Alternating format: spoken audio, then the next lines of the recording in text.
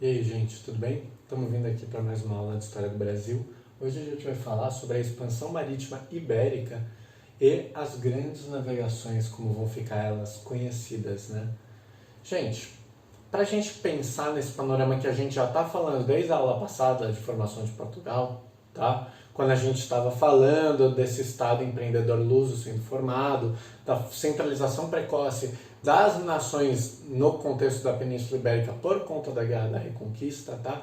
A gente vai, vamos dizer, retomar algumas dessas coisas justamente para ver, assim, o panorama dos reinos ibéricos antes, ou vamos dizer, na iminência de fazer a expansão marítima, tá? Lembrando, tá? Nesse primeiro momento, ainda a Espanha não existe como um país unificado, tá?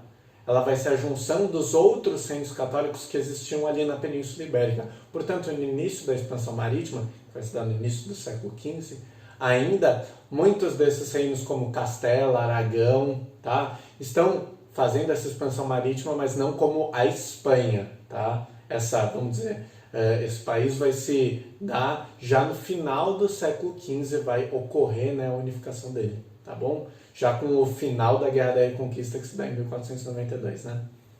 Gente, quando a gente pensa no panorama desses reinos, a gente tem que sempre ter em mente da centralização política precoce deles, tá? A gente já falou muito disso, né, na aula passada, então vocês sempre precisam ter em mente que eles vão se lançar ao mar justamente por serem, vamos dizer, países unificados, estados nacionais, antes de vamos dizer, outros estados europeus, tá?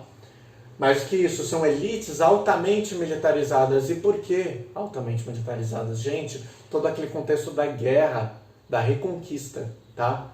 Todo, vamos dizer, esse panorama de fundo das cruzadas que vai tomar praticamente 8 séculos de conflito na Península Ibérica, na luta dos reinos católicos para expulsar os mouros da região, tá? Mais que isso, existe uma rivalidade gigantesca entre essas potências ibéricas, ok? Portugal entrou em conflito uma série de vezes com os reinos católicos que posteriormente vão dar origem ao que a gente conhece como Espanha, tá?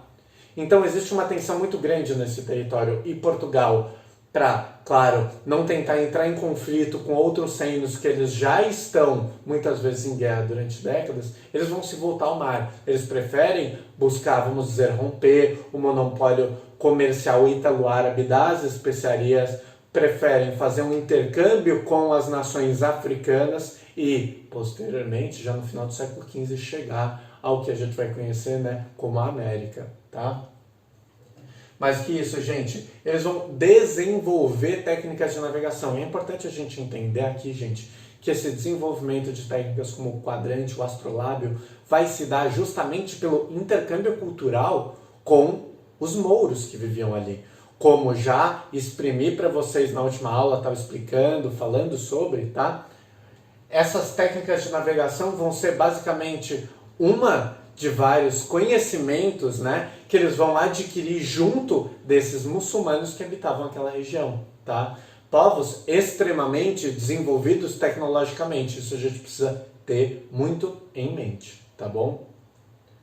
Mais que isso, eles têm o que? Uma sólida classe mercantil. A gente já viu ali, por exemplo, no contexto de Portugal específico, como na fundação de Portugal e posteriormente durante a Revolução de Avis, o setor mercantil basicamente entrou em conflito, em guerra com as outras elites, tá? Que, claro, se ancorou muito no povo o setor mercantil, mas ainda assim, eles tiveram conflitos. Entrou Portugal mais de uma vez em guerra civil, em que opôs elites como nobreza e alto clero, as elites mais antigas, à classe mercantil litorânea, que estava localizado muito nas cidades de Lisboa e Porto aqui, e que vai se tornar as principais, vamos dizer, elites econômicas daquele país, tá?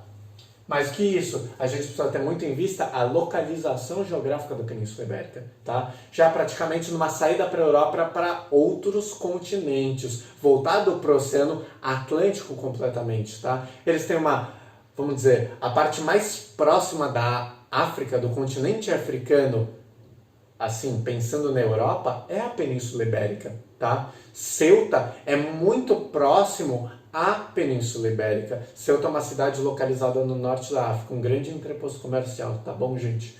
Mais que isso, eles estão voltados para a América. Eles são, da Europa, um dos caminhos mais curtos para se chegar na América do Sul. Então a gente precisa entender todo esse contexto que está acontecendo também da localização geográfica dessas nações que estavam voltadas para o mar e que vai facilitar o quê? Essa expansão marítima, tá? Esse grande evento, esse grande empreendimento comercial, posteriormente vai ser denominado grandes navegações, tá? Para vocês se familiarizarem com o termo também que pode ser usado para se referir a todo esse episódio, tá bom? Gente, se vocês tiverem alguma dúvida, vocês sabem, podem escrever aqui nos comentários, tá bom? Eu vou aqui apagar a louça e a gente vai continuar a nossa aula.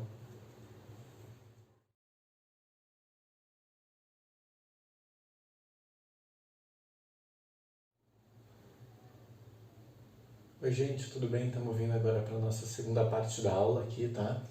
Nessa parte a gente vai retomar algumas coisas que a gente já viu nas aulas anteriores de formação de Portugal, tá bom? Eu vou retomar alguns conceitos, mas é importante para a gente entender e, vamos dizer, sintetizar tudo que a gente já viu, né? Resumir, reunir tudo que a gente já viu para entender como esses estados vão empreender a expansão marítima, tá? Gente, o Estado monárquico, tá, ibérico, eu estou falando aqui essencialmente dos reinos católicos que posteriormente vão virar Espanha e também estou me referindo, né, ao caso português, que é o que mais interessa a gente, tá? Ele vai dirigir essa expansão marítima e ela só vai ser possível, tá, por conta do quê? Os avanços em termos de navegação, e quando a gente fala nesses avanços em termos de navegação que vão vir justamente do intercâmbio cultural com os mouros que antes habitavam a região da Península Ibérica, tá? A gente vai pegar dois avanços que eles vão conseguir através desse intercâmbio cultural, o quadrante e o astrolábio, tá? Duas ferramentas extremamente importantes para você navegar com as estrelas, tá? Até então, os barcos em, vamos dizer, alto mar, não conseguiam se localizar, pelo menos os barcos europeus, né?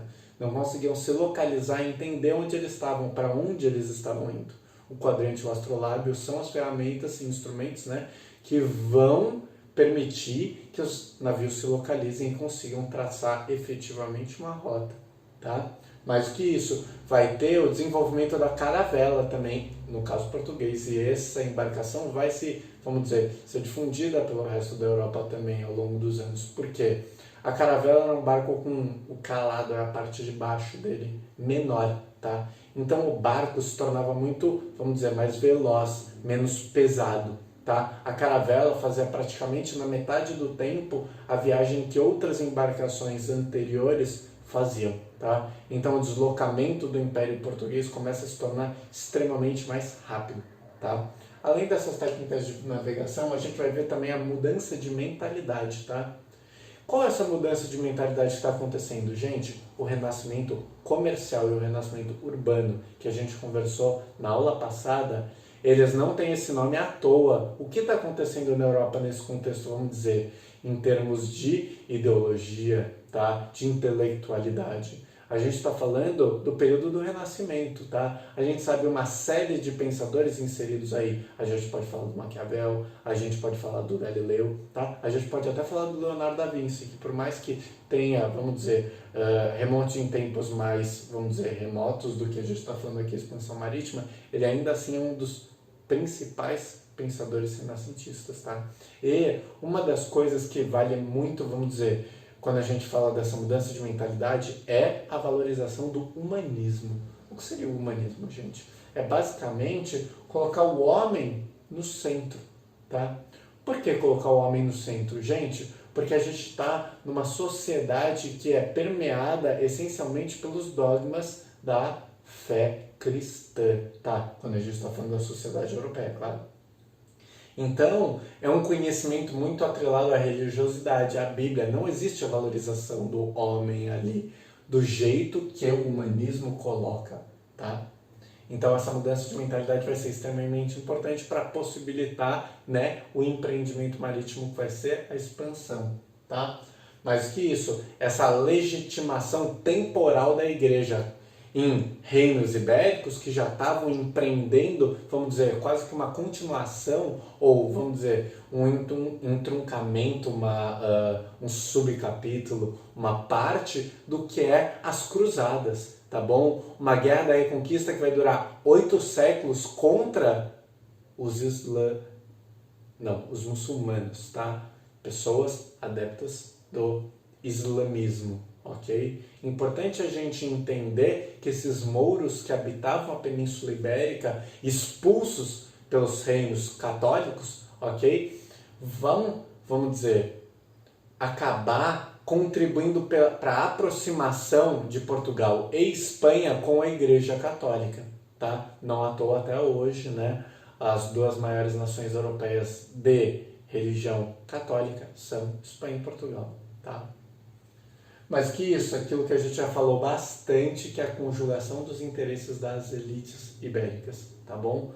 Claro, quando a gente pensa em elite, a gente está falando de quem? Setor mercantil, nobreza e alto clero, tá bom? Gente, quais são os seus pretextos e as justificativas da expansão marítima? A gente já falou um pouco deles, mas vamos retomar, né? Ampliar a receita fiscal, o que seria isso? Angariar mais recursos, mais dinheiro para o Estado, tá? Que também a gente tem a cristianização, que está falando sobre o quê? A expansão da fé católica. Tem muito a ver com a legitimação temporal que a igreja vai dar para esse empreendimento, tá? Não é a troco de nada que vai ter o apoio da igreja na expansão marítima. Eles têm, basicamente, vamos dizer, quase que um dever de expandir a fé católica. Qualquer território que eles vão encontrar, que eles vão se fixar, qual vai ser a religião que vai ser adotada ali naquele lugar?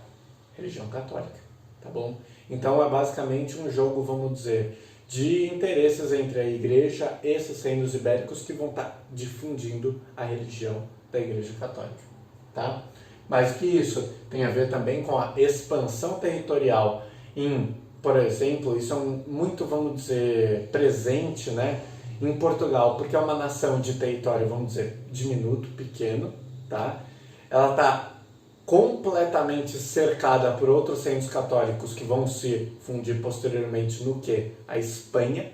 Então, olha lá, se voltasse para o interior do continente europeu, teria que entrar em guerra com uma série de nações muito maiores territorialmente, tá, e quantitativamente do que Portugal. É muito mais, vamos dizer, favorável para eles fazer uma empreitada marítima, buscar novas fronteiras do seu império, aumentar o império além da Europa, coisa que traria muito menos dor de cabeça, tá? Dependeria de muito menos esforços e recursos para a coroa portuguesa, tá bom? Mas menos esforços e recursos do que, claro, uma guerra contra a Espanha, eu também referindo.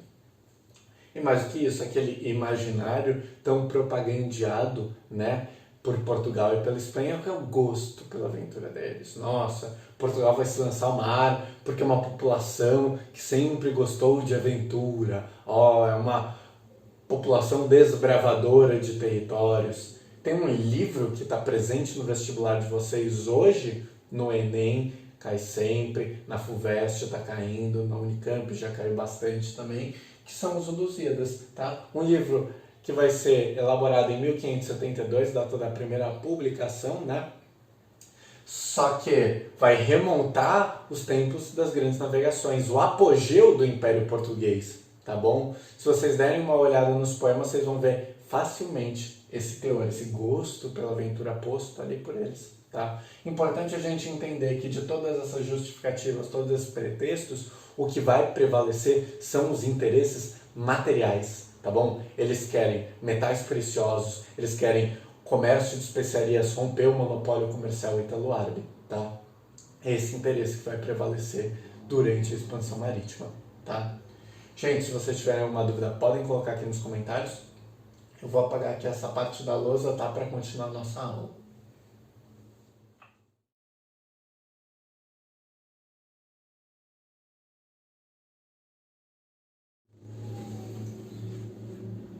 Oi gente, tudo bem? Estamos vindo agora para a nossa terceira parte da aula e a gente vai começar essencialmente a falar, né, das etapas da expansão marítima. Vocês veem que eu fiz um mapinha aqui legal para vocês terem uma noção do que está acontecendo. Isso aqui é um recorte, né, do continente africano. E aqui está a pontinha da Península Ibérica. Vocês veem que Lisboa, né, capital de Portugal, está bem aqui, situada aqui na parte sul, né, da Península Ibérica. Gente, o que está acontecendo aqui? A gente precisa entender que a expansão marítima é um empreendimento que vai acontecer gradualmente. Como assim? A expansão marítima, as grandes navegações, não é simplesmente a chegada, por exemplo, de Pedro Álvares de Cabral em 1500 no continente americano, tá? Ou, por exemplo, a chegada de Colombo também na América.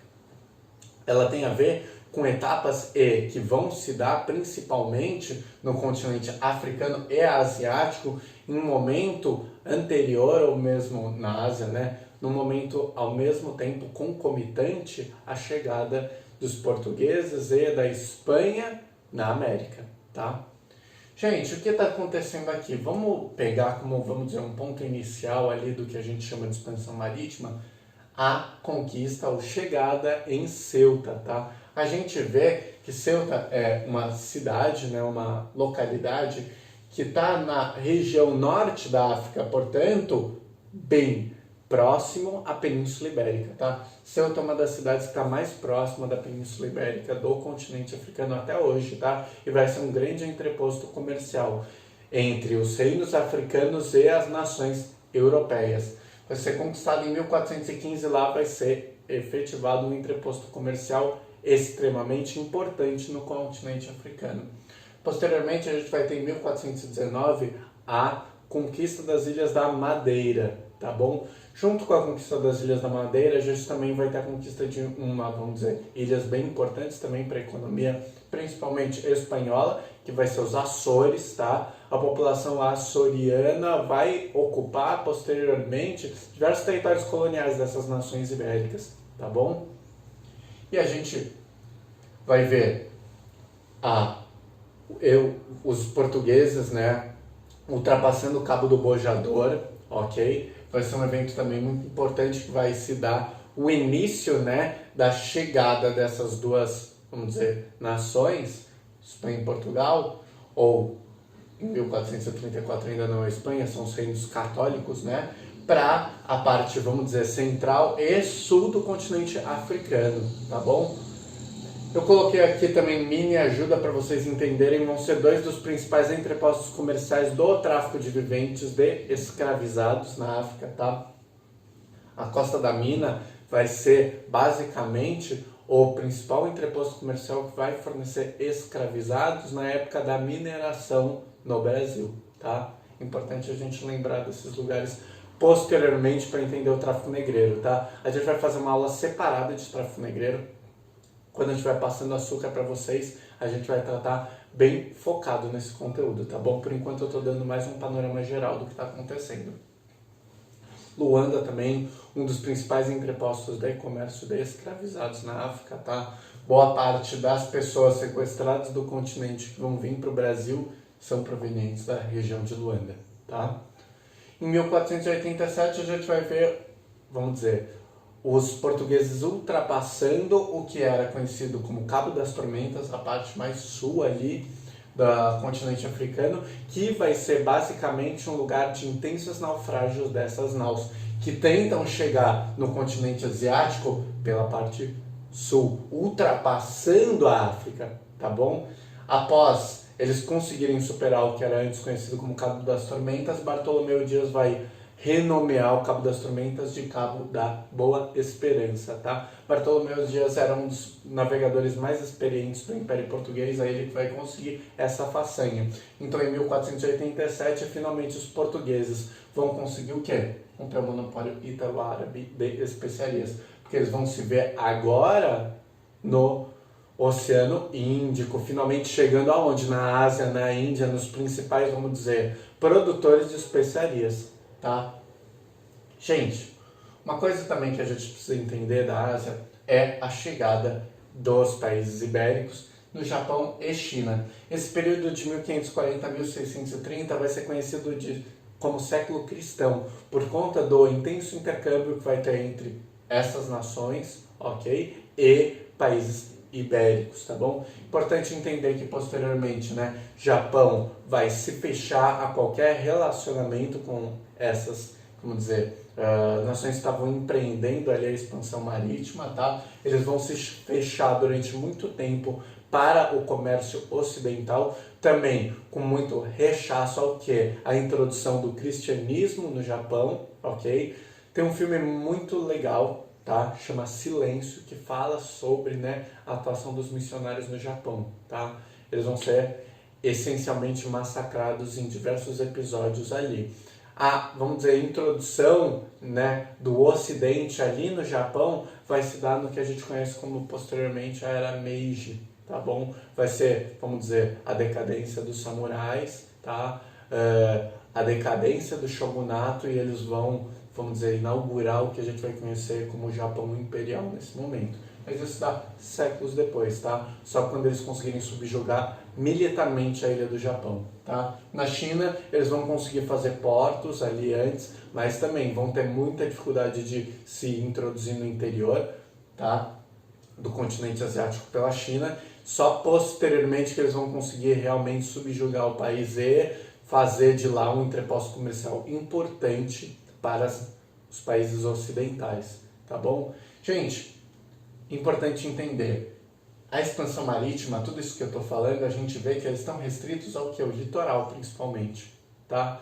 Por que eles estão restritos ao litoral? Porque eles não conseguem penetrar o interior, tá? Eles vão tentar entrar no interior da África. Portugal, Espanha, posteriormente, vai ser repetidas vezes repelido. Eles vão ser derrotados em batalha pelos reinos africanos. Quando eles vão tentar entrar também ali em Japão e China, eles vão ser repelidos por esses países, ok? Em Calicut, na Índia, eles vão conseguir dominar entrepostos comerciais muito importantes, por exemplo, Calicut mesmo. Vasco da Gama que vai conseguir essa façanha, ok? Lembrando que, né, o comércio na ótica mercantilista é uma guerra, tá? Eles estão efetivamente indo com uma frota de naus armadas para conseguir conquistar esses territórios e assim conquistando, desempenhar o comércio que eles tanto pretendem, tá bom? Então é importante entender toda essa esfera violenta ali.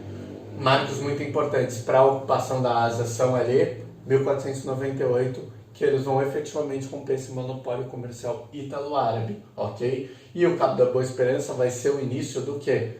Dos portugueses e posteriormente da Espanha chegando ali no continente asiático, contornando a África, tá bom?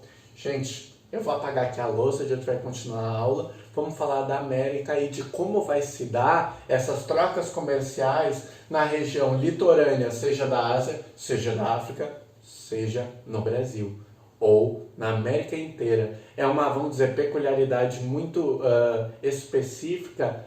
As trocas comerciais vão rolar e a gente precisa entender direitinho como elas vão se desenrolar, tá bom? Vou apagar aqui, gente.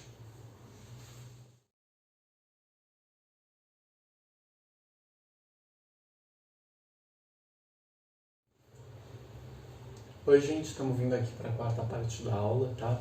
A gente vai continuar falando um pouquinho das etapas da expansão marítima, vamos vir para a América um pouco, tá bom? Gente, para quem não sabe, né, a América vai ser descoberta em 1492, descoberta, né? É só um termo extremamente ocidental, tá? E depreciativo para explicar o que está acontecendo aqui. Esse continente não foi descoberto, tá? Existiam milhões de indígenas que moravam nessa região, uma multiplicidade de etnias e nações civilizadas, ok? Como os mexicas, como os maias, como o povo andino, ok? Que ocupava ali a região dos Andes e também eram chamados de incas, tá? Essas civilizações eram extremamente avançadas tecnologicamente, ok? Aliás, as técnicas de agricultura e irrigação desses povos eram muito mais avançadas do que de qualquer outro país na Europa, tá bom? Então a gente não pode ver isso como uma descoberta, tá? É uma chegada e o que vai se dar posteriormente é um processo de conquista, tá? E a gente vai falar melhor disso nas próximas aulas, mas, né, só desmistificando um pouco essa ideia de descoberta do Brasil, descoberta das Américas, tá?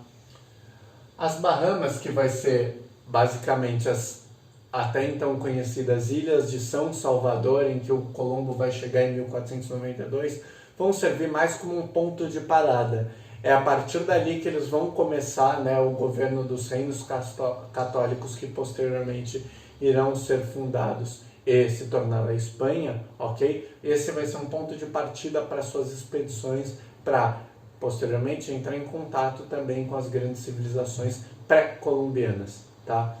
Essas grandes civilizações pré-colombianas são mexicas, incas, maias, tá? O que vai acontecer?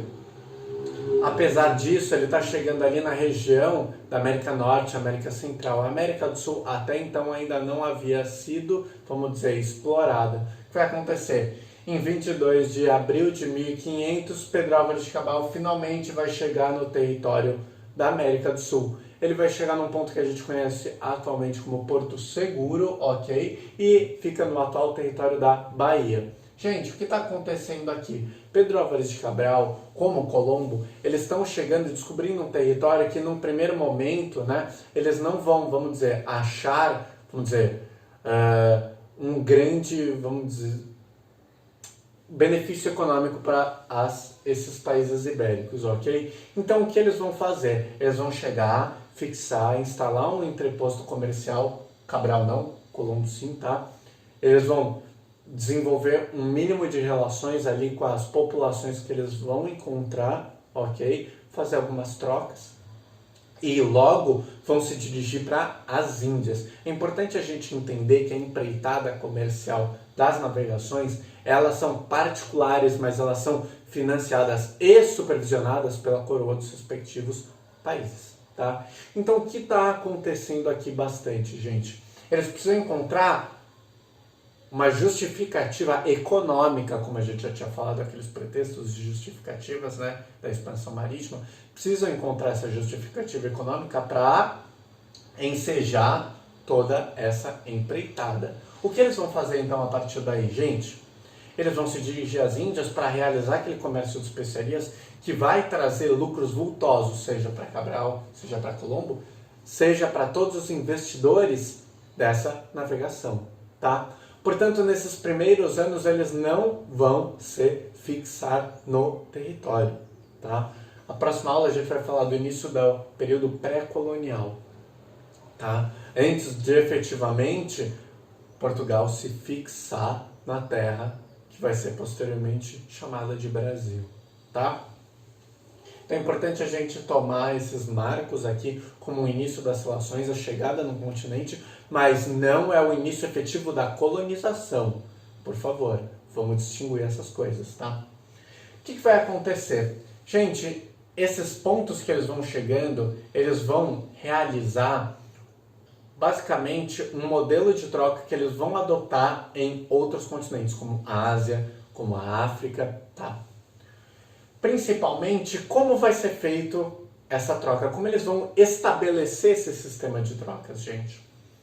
Eles vão instalar o que a gente conhece como feitorias, tá? Nada mais são do que entrepostos comerciais fortificados, ok? São quase que, vamos dizer, castelos, tá? Fortes, em que eles vão desempenhar esse comércio com quem? Os governos locais, tá? Gente, esse comércio tem um nome específico que a gente não pode esquecer, tá? Ele é chamado de escambo, ok? E o que acontece com esse escambo, gente? Nada mais é do que a troca de produto por produto, tá? Quando a gente chega no rolê, por exemplo, e eu vou lá e ofereço ali um corotinho para você. Aí a pessoa, pô, tá me dando um corote, né? Vou fazer a presa para ele também, toma uma brejinha aí em troca. O que a gente está fazendo? Escambo.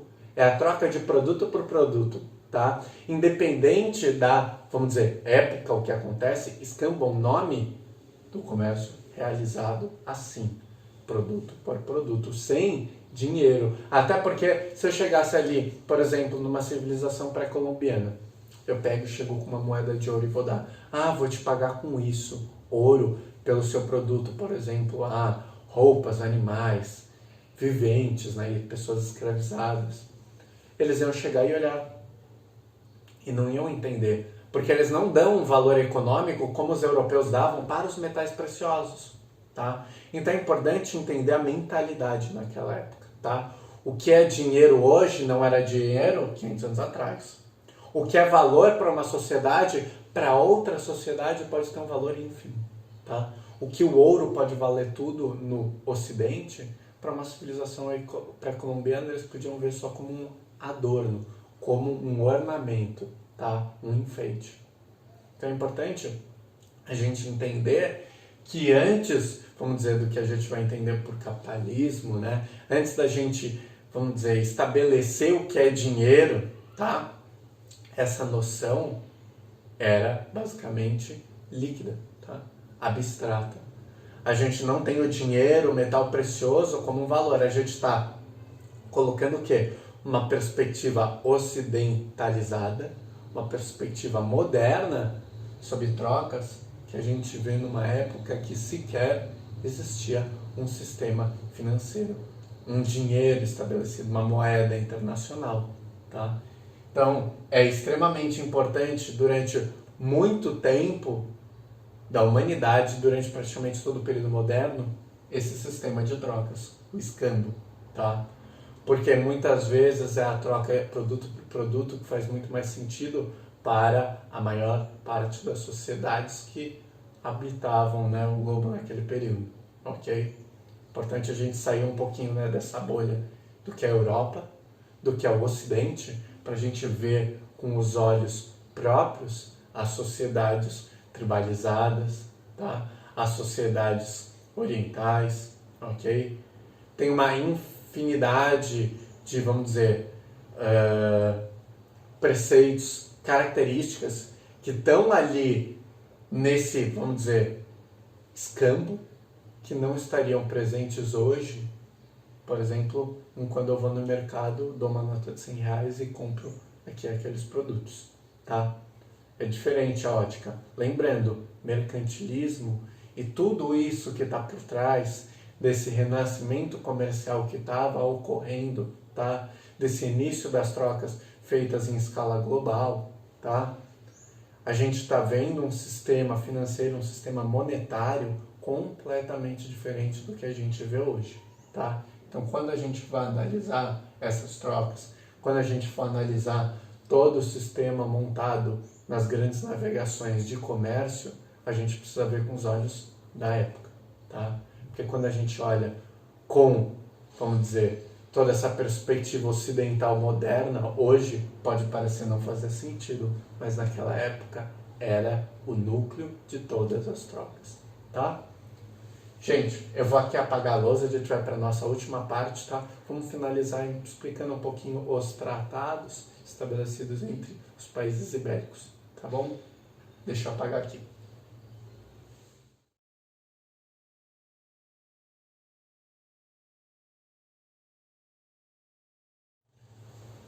Oi, gente, tudo bem? A gente está vindo aqui para a nossa quinta e última parte da aula, tá? A gente vai falar um pouquinho do Tratado de Tordesilhas, assinado em 1494, tá? O que é importante a gente entender? Gente, esse tratado que vai ser legitimado pelo Papa da época, tá? Portanto, vai chegar lá, vai vir os monarcas ibéricos celebrar esse tratado e o Papa vai estar mediando toda essa negociação, tá? Para dar aquela legitimação temporal para esse tratado, tá? Importante lembrar que o apoio da igreja é extremamente, vamos dizer, importante, quase imprescindível, tá? Uma necessidade mesmo para ratificar qualquer negócio tratado naquela época, tá? Ele vai estabelecer que as terras que forem descobertas ou virem a ser descobertas, tá? Vão ser divididas entre as potências ibéricas, basicamente quem? Portugal e Espanha, duas maiores nações católicas ali da Europa naquela época. O que está acontecendo aqui, gente? É importante a gente entender que eles vão traçar um meridiano imaginário a 370 léguas do que seria as ilhas de Cabo Verde, tá? Basicamente, tudo que ficar a oeste dessa linha vai ser da Espanha, tudo que ficar a leste dessa linha vai ser de Portugal. É claro, gente, essas linhas não vão ser efetivamente respeitadas, até porque na época que eles vão celebrar esse tratado, eles não têm técnicas suficientes para saber aonde que está passando esse meridiano do Tratado de Tordesilhas. Isso só vai ser conseguido, como eu posso dizer, estabelecido mesmo mais criteriosamente anos depois, tá? E mesmo se a gente vê o traçado que estabelece o Tratado de Tordesilhas para o que vai se tornar os domínios coloniais portugueses, gente, o Brasil é infinitamente maior do que estava estabelecido pelo Tratado de Tordesilhas, tá? O que vai acontecer no período da União Ibérica, né, que a gente vai ver posteriormente, essas linhas vão se diluir, até porque o governo de Espanha e Portugal vão estar sobre a mesma coroa, tá? Gente, o que vai acontecer? Os outros estados europeus, eles não vão respeitar o disposto nesse tratado. Por quê? Eles também têm interesse na expansão marítima. No primeiro momento, as grandes navegações vão ser feitas pelas potências ibéricas, só que já no final do século XV, início do século XVI, outras nações estão se lançando ao mar. Quais são elas, principalmente? Inglaterra e França, mas a gente também destaca os Países Baixos, que por mais que naquele período ainda sejam colônias do que vai se tornar a Espanha, ok? Eles estão desempenhando uma expansão gigantesca para essa nação, tá? Não à toa, séculos depois eles vão se rebelar e entram numa guerra que vai durar praticamente 100 anos contra sua metrópole, tá? Então essas três, vamos dizer, países, eles vão constantemente contestar o domínio marítimo e essa, vamos dizer, predomínio de Portugal e Espanha nos mares, tá? Até um ponto que vai chegar que os Países Baixos vão suceder essa hegemonia marítima até, enfim, a Inglaterra com praticamente controlar os mares, tá? Então, uma sucessão de governos que vão conseguir essa hegemonia marítima, tá? No primeiro momento, as duas principais nações são quais? Portugal e Espanha. Vai ser, no primeiro momento, assim, dessa expansão marítima, a hegemonia de Portugal. Posteriormente, ela vai passar para a Espanha. Anos depois, os Países Baixos vão controlar a maior parte dos mares até, enfim, chegar na Inglaterra, que vai se consolidar como uma hegemonia, não só marítima, como um dos países mais ricos daquela época por conta da Revolução Industrial. Isso vai ser tema das próximas aulas, mas né, eu já estou adiantando algumas coisas só para a gente entender todo esse panorama que a gente está falando há praticamente 3 aulas, sobre a expansão marítima, sobre a formação das nações ibéricas e o que elas vão representar posteriormente para a constituição do continente europeu. Tá bom, gente? Espero que vocês tenham curtido a aula, espero que vocês tenham entendido tudo. Deem uma olhada na lição que está aqui embaixo, no resuminho que eu fiz para vocês, tá bom? Fiquem atentos, se vocês tiverem alguma dúvida na lição, vocês sabem que vocês podem me enviar mensagem, tá bom? Eu tô aqui para tirar qualquer dúvida de vocês, tá? Gente, beijinhos a todos, até mais. Espero que tenham curtido a aula.